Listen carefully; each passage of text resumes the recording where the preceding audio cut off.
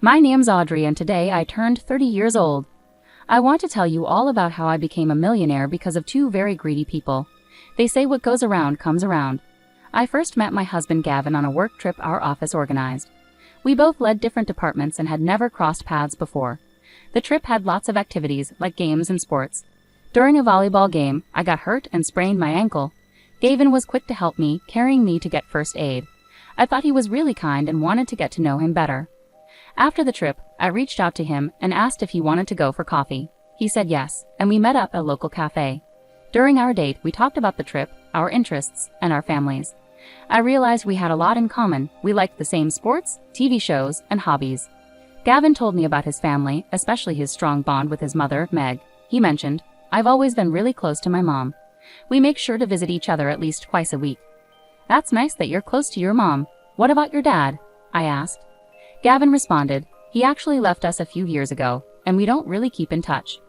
"I'm sorry to hear that. Is everything okay between you two?" "It's complicated, Audrey. Let's just say things didn't work out." "What do you mean by didn't work out? He's your dad, not your boyfriend." "Yeah, it's just, he wasn't very supportive, so my mom and I decided to part ways." "Was it because of financial reasons or emotional ones?" "You know what? Let's talk about something else," Gavin interrupted. "Oh, sure, I'm sorry. I didn't mean to pry. I just want to get to know you better. We can change the subject," I replied. I didn't dwell on it and figured it was a sensitive topic for Gavin. I believed that as we grew closer, he would open up more about his past. In the following weeks, we continued to meet, sometimes even during work. I started having lunch with him every day. Over a few months, we became very close, and our relationship started becoming serious. I knew Gavin's birthday was approaching, so I decided to plan a surprise party for him. I asked our friends to help with organizing and creating the guest list. Since Gavin was close to his mom, Meg, I thought it would be nice to invite her too. I debated inviting his dad, considering their relationship was unclear to me, and ultimately decided against it. The day of the party arrived, and after setting up decorations and preparing food, guests started arriving, eagerly awaiting Gavin's entrance. Just before Gavin was due to arrive, I noticed a well-dressed middle-aged woman heading towards the door. She wore a fancy green evening gown and carried a designer handbag. I approached her and introduced myself. "Hello, I'm Audrey. You must be one of Gavin's close relatives. It's nice to meet you. How do you know Gavin?" Finally, someone with manners. "I'm Meg, Gavin's mother, and yes, I'm the most important guest here. He's my son, you know." "Of course, Meg. I didn't mean to offend. Gavin speaks so highly of you. Please come in and make yourself comfortable." "Well, I should hope so. I practically raised him all by myself. I hope you've done a decent job planning this party." "I've put in a lot of effort, and our friends have been a great help too. I hope you enjoy it," I replied calmly. "We'll see about that. Just make sure you don't interfere with my time with Gavin. He's my son, after all," Meg retorted sharply. "Of course, Meg. I wouldn't want to come between you two. Gavin values his relationship with you, and I completely understand that," I reassured her. Despite my efforts to appease her, Meg didn't seem impressed. She started loudly criticizing the decorations and began insulting some of the other guests at the party. Despite Meg's behavior, I remained composed and continued to show her hospitality, hoping she would eventually approve of me. When I heard Gavin's car approaching, I went outside to greet him. The surprise party went smoothly, and Gavin was genuinely happy with the effort I had put in. We enjoyed cutting the cake and exchanging gifts. During the party, Meg insisted on being next to Gavin in all the photos, even those with just Gavin and me. She also boasted that her gift was the best and confidently predicted Gavin would love it. I was surprised when Gavin didn't intervene or stop Meg's behavior. Instead, he accommodated all her requests and ensured she was always by his side. When it was time for dinner, everyone took their seats at the dining table. Gavin stood up, thanking everyone for coming to his birthday celebration. He mentioned he had an important announcement and was glad everyone was there. Suddenly, Gavin knelt down and pulled out a ring, asking me to marry him. I was thrilled and tearfully accepted amid cheers and congratulations. However, I noticed Meg had quietly left the table. Confused, I brought it up to Gavin. "Babe, your mom left the table. Is everything all right? We should find her and get her blessings. She'll be upset if we don't."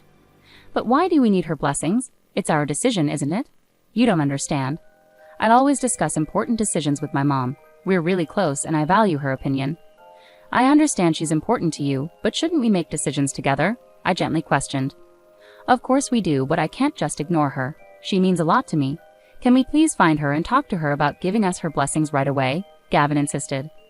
I was worried about how dependent Gavin seemed on his mother's approval, but I loved him and wanted her acceptance. We searched the house but couldn't find her.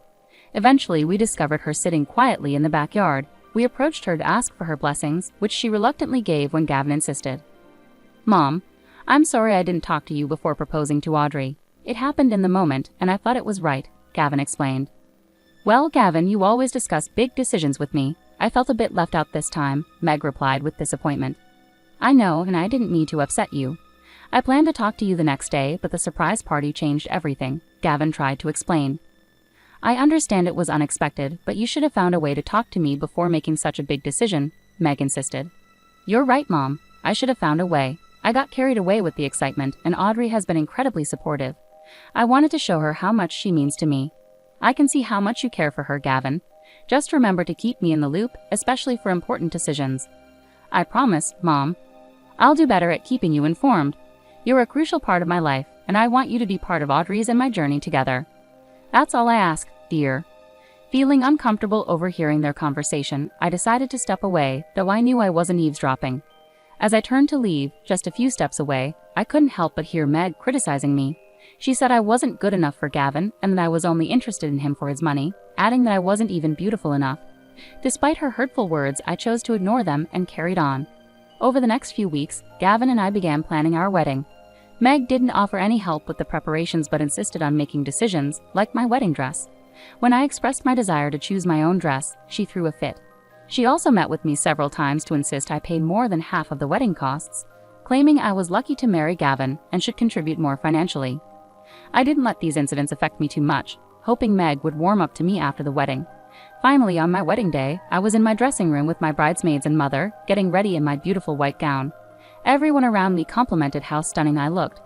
I heard a knock at the door and was surprised to see Meg walk in wearing a white wedding dress. "Why are you wearing a wedding dress today?" I asked. "It's my son's wedding day, and it's the most important day for me," she replied. "I chose to wear this dress to emphasize my role as the mother of the groom. I understand it's a big day for you, but traditionally, the bride wears white. It might overshadow Audrey," I gently pointed out. "Well, that's not my concern. Gavin is my only son, and I deserve attention on this day too," Meg insisted. "Of course, Meg, but today is primarily about celebrating Audrey and Gavin's love and commitment. It's their special day," I calmly reasoned. "I understand that, but I'm making a statement. My presence here matters as much as anyone else's," Meg asserted firmly. Though I was furious, I didn't want to create a scene and spoil the day. The ceremony proceeded smoothly, and we exchanged heartfelt vows and rings. It was an emotional moment, marking the culmination of our long-awaited journey together. During the wedding planning, I had asked Gavin to handle the guest list. I noticed his father wasn't included and asked him about it. "Gav, are you sure about not inviting your father?" I asked gently. "He abandoned us. He doesn't deserve to be part of such an important celebration," Gavin replied firmly. I wanted to persuade him otherwise, but I decided not to push the issue further to avoid upsetting him on our special day. The next few months after our wedding were filled with happiness. Gavin and I cherished every moment together and began planning to buy our own house. We had always dreamed of living together and decided that getting married was the first step toward that goal. We started looking for our dream home, spending hours every day searching for options. One day while I was at work, Gavin called me. "Hey babe, I'm sorry, but an important meeting came up. I won't be able to go house hunting with you today," he explained. "No worries, darling. It happens. Don't stress about it. I can handle it on my own," I reassured him. "Thanks for understanding. I'll make it up to you, I promise," Gavin replied. "You better. Just focus on your meeting and we'll catch up later. Love you," I said. "Love you too, babe," Gavin replied warmly. After work, I got into my car and headed to the property location. Looking at the details, I noticed it was a unit on the 10th floor of a building still under construction. When I arrived, I met with the realtor who mentioned another visitor had arrived under our name to view the property. Knowing Gavin was occupied, I was puzzled about who it could be. To my surprise, it was my mother-in-law waiting at the door, looking impatient. "Why are you here to see this property?" I asked her. "I wanted to make sure it's suitable for my son and that there's a place for me when I visit," she replied bluntly. I wasn't keen on Meg being involved, but to avoid upsetting Gavin, I let her join me. As we toured the house, Meg didn't hold back, criticizing the building's condition and dismissing the property as below her standards. By the end of the tour, I was frustrated and eager to leave. The realtor stepped away to take a call, warning us about the construction hazards. I started walking around and saw an incomplete staircase outside the house. Without noticing, Meg came up to me and suddenly kicked my right leg. I lost my balance and fell down the stairs. I couldn't move and felt soreness on my arms and head. When I looked up, I saw Meg smiling as if she had won something. Then she quickly turned and left. I was confused and unable to move for a few minutes. Eventually, I found my phone in my pocket and called for an ambulance, which arrived quickly. On the way to the hospital, I couldn't stop thinking about how Meg had tried to hurt me by pushing me down the stairs. I had always been kind to her since we met, so I felt sad and angry about her actions. At the hospital, they treated my injuries and I had to have some scans done. I tried calling Gavin several times, but he didn't answer. Eventually, the medication they gave me made me fall asleep. The next morning, I called Gavin again, and this time he answered. I told him everything that had happened between Meg and me. "You're making this up, Audrey. Are you seriously saying my own mother pushed you down the stairs?" Gavin exclaimed. "I'm not lying. I would never make something like this up. I fell because Meg kicked me. She intentionally hurt me," I replied, trying to stay calm. "You're just trying to defend yourself. My mom wouldn't hurt you for no reason," Gavin argued. "She accused you of being aggressive. I can't believe you're taking her side over mine. She pushed me down those stairs and now she's lying to protect herself. Please, stop defending her." I pleaded desperately. "I can't come to the hospital right now. Meg's in shock because of what you did, and I need to be with her," Gavin replied firmly. "You're choosing her over me after everything we've been through. You brought this on yourself. Maybe you deserve this for what you did," Gavin concluded coldly. Devastated, I started crying and ended the call. I felt lost and spent the next 2 days in grief and shock. Gradually, my injuries started to heal, and I regained my strength. My parents visited me and were shocked by the situation and Gavin's reaction. My father suggested looking into Gavin's father to uncover the truth, suspecting Gavin and Meg were hiding something. Following his advice, I hired a private investigator to locate Gavin's father, Neil, and contacted him. Initially confused about who I was, Neil eventually grasped the situation. "You know, I divorced Megan and left the house because she and Gavin were using me for my money. I'm the chairman of a big company, and Gavin wanted to steal from me," Neil revealed. "I had no idea. That's awful. I can't believe they would do something like that," I replied, shocked. "Yeah, it was a hard decision, but I couldn't let them take advantage of me anymore. I want you to know that those two are never up to any good," Neil warned. "Thank you for telling me, Neil. I believe you, and I'm grateful you're looking out for me," I expressed. "Now I have a plan to handle this situation. I need you to somehow get Gavin and Meg to visit you at the hospital tomorrow morning," Neil instructed. "Why do you want them to come here?" I asked, curious about his plan. "I need to confront them about their actions and protect you from any further harm. It's time they face the consequences of their greed," Neil explained firmly. "All right, I'll do my best to get them here, but please be careful. I don't want anything bad to happen to you," I cautioned. "I'll handle it, Audrey. Just focus on your recovery," Neil reassured me. I was skeptical and somewhat scared, to be honest. I didn't want to see either Meg or Gavin because I couldn't bear to face a man who trusted his mother over his own wife, and who hadn't bothered to check on me in the hospital. Meg because I feared she might try to harm me again. But I knew if I wanted to expose their wrongdoing, I had to trust Neil. I called Gavin and told him I had a special gift for him and Meg as an apology for what had happened. I said I wanted them to come to the hospital to receive it, emphasizing its value. Hearing this, Gavin and Meg eagerly agreed to visit me the next morning. The next morning, Neil arrived at the hospital with flowers. I greeted him warmly and expressed my gratitude for his support. Just as we finished talking, Gavin and Meg walked in. They both froze in surprise and stared at Neil sitting calmly in a chair. "Neil, what's going on? Why are you here?" Gavin demanded. "I couldn't stand by and watch you and Gavin manipulate Audrey any longer," Neil replied calmly. "Manipulate? We haven't done anything wrong. She's the one causing trouble," Meg interjected defensively.